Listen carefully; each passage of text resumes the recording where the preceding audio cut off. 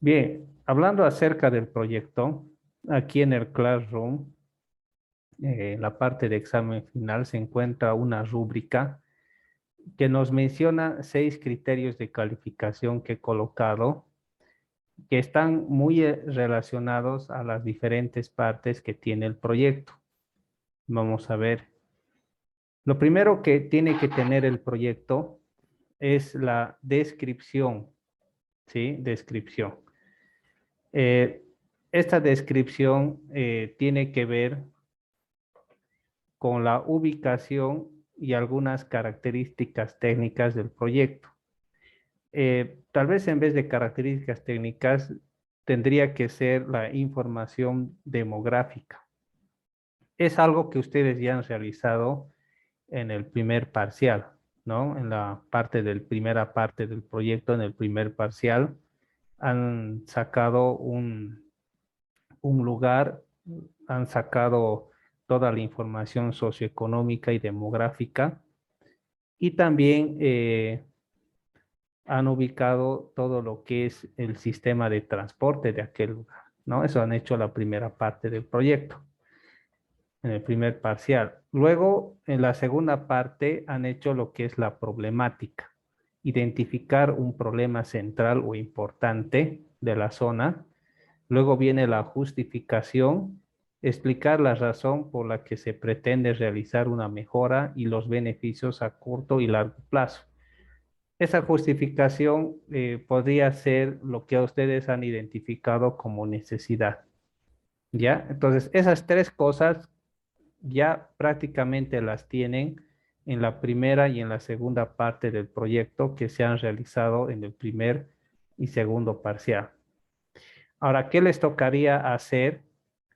Los objetivos, tanto el objetivo general como los específicos que se está explicando acá.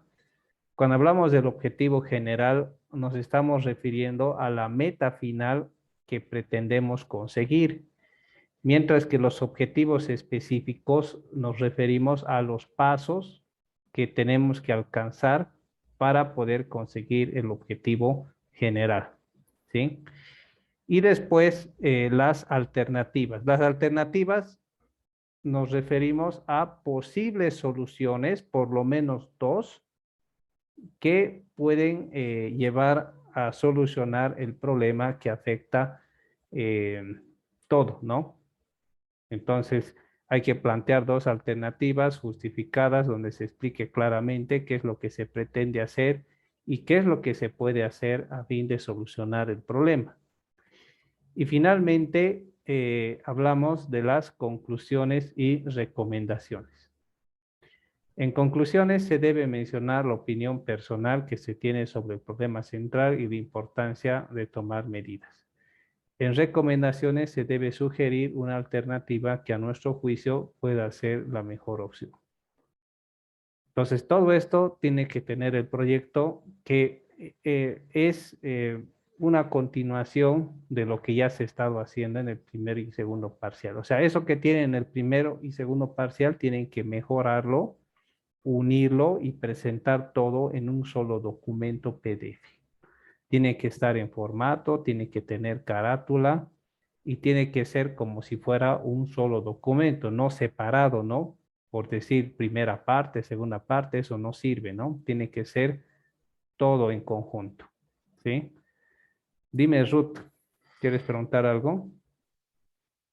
Sí, digamos, el orden que está ahí es el orden en el que tenemos que ir Sí, en el proyecto, digamos, ¿no? En ese orden, digamos, podemos separar, digamos, con uno punto tantos y luego en otros 2 puntos tantos, así. sí, Es en ese exactamente. orden. Sí, así es, Ruth. O si no, Ya. ponerle separadores, ¿no? Ponerle separadores, hojas de separador, o si no, como vos dices, 1.1, 2, después 3 y en fin, ¿no? Hasta el final. Ya dije, está bien, gracias. Muy bien. ¿Alguien más quiere preguntar algo?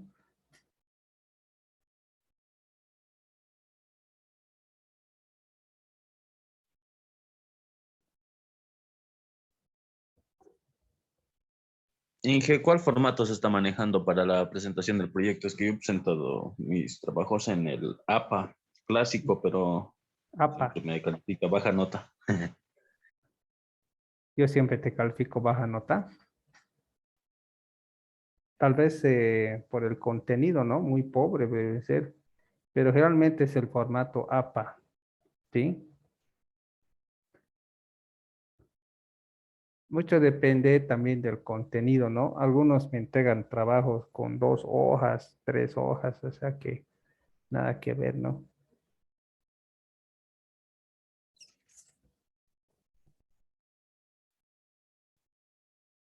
Otra pregunta más.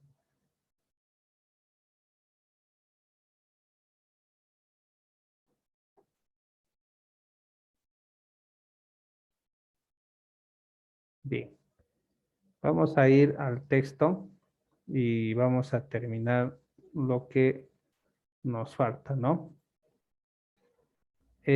Ahora estoy con una cuenta gratuita, así que cuando se corte nos volvemos a conectar hasta sacar la evidencia, ¿sí? Vamos a ir, ¿dónde está? Un poquito lo que nos falta. Bien, vamos a ver algunos términos económicos que nos van a ayudar a entender cómo funciona esto. Sistema de transporte, la acción conjunta de distintos medios de transporte en un área determinada. Luego hay un proceso de desarrollo, es un curso que conduce al cambio de una estructura económica tradicional.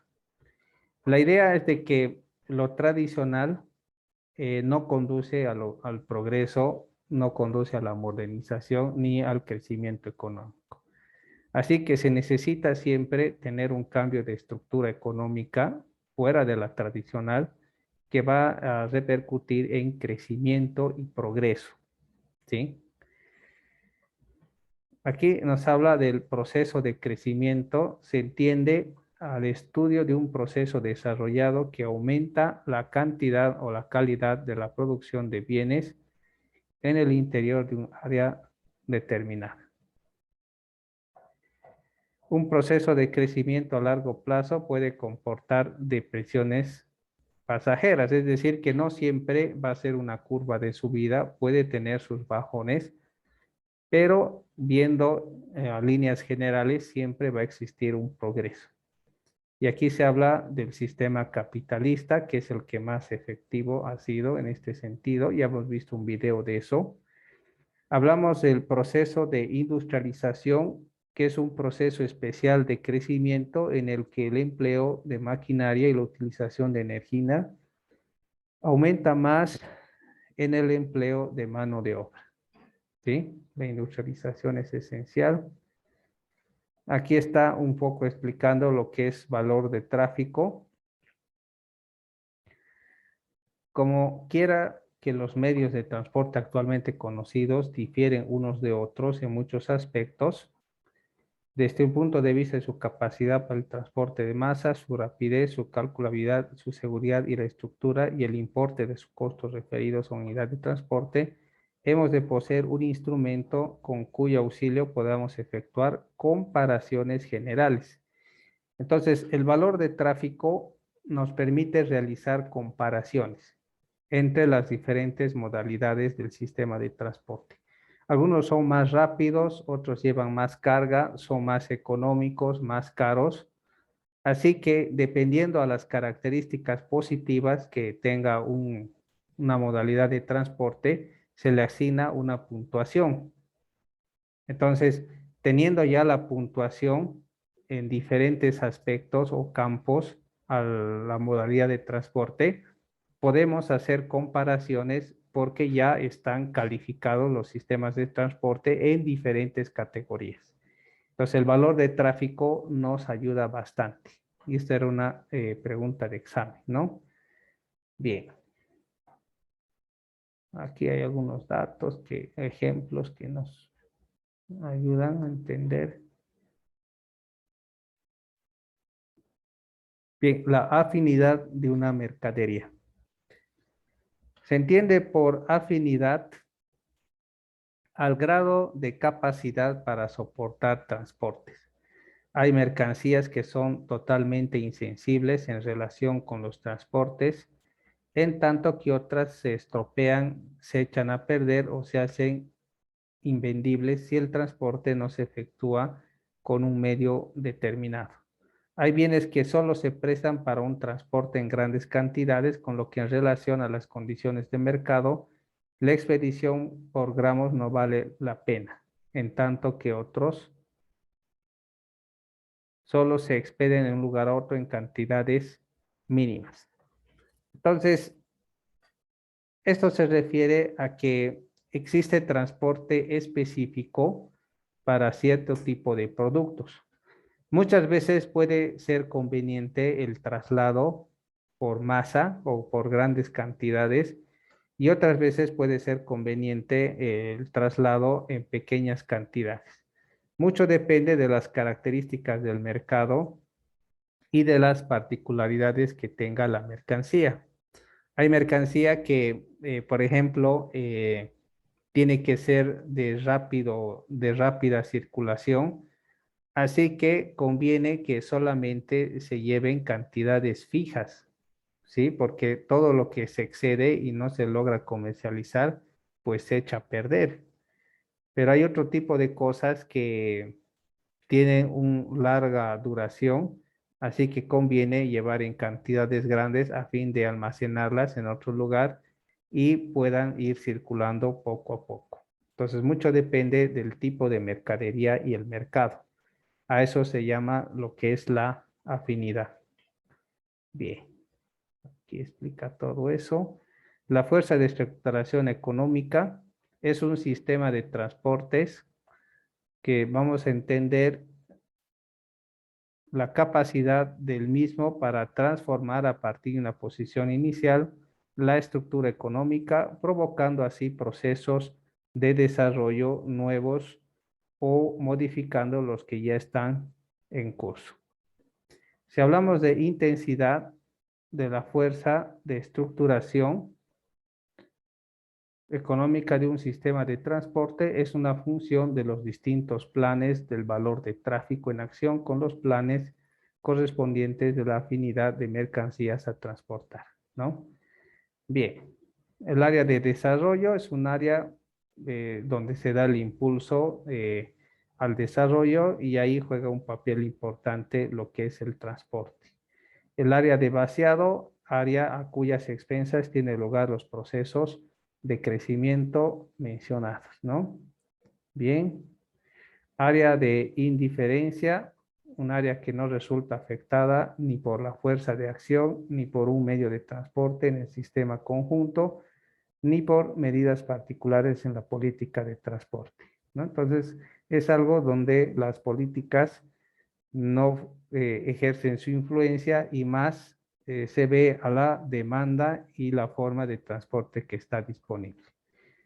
Es como tener un barrio alejado y solamente llega una línea de transporte porque es bastante alejado y la gente tiene que acostumbrarse a eso, ¿sí? A las condiciones. No puede escoger porque no hay más, vive en una zona bastante alejada. Entonces algo así funciona ese asunto. Y creo que con eso estaríamos ya listos. Y luego vamos a hablar acerca del plan maestro del departamento de Cochabamba, ¿no? Cómo se ha efectuado y vamos a ver cómo se puede poner en práctica varios consejos. Bien, parece que se han conectado algunos más. Jóvenes, preguntas sobre sus proyectos.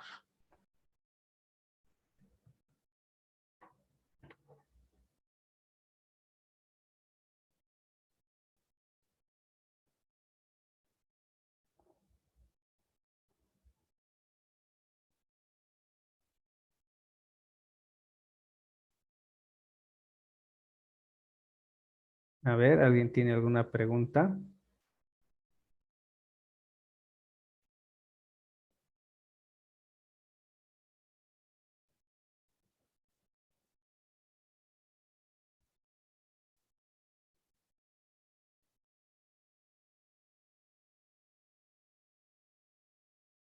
Bien.